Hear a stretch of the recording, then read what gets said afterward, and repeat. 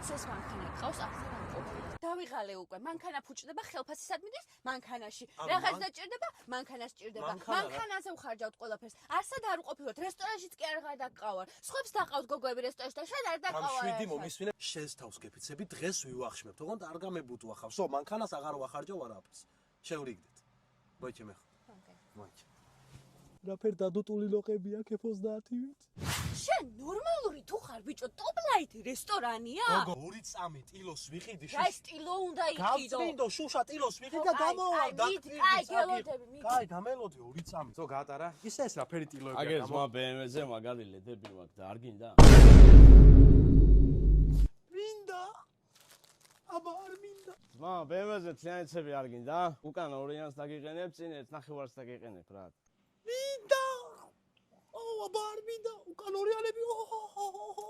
ლიანეცები და ხელფასი. ჩემი ზმა BMW. ხო. ნახე რა გრუჩტელები გაგიძრე შენ მანქანას დააკვდება ძალიან ბრატ. მინდა ხო, მაგის მინდა.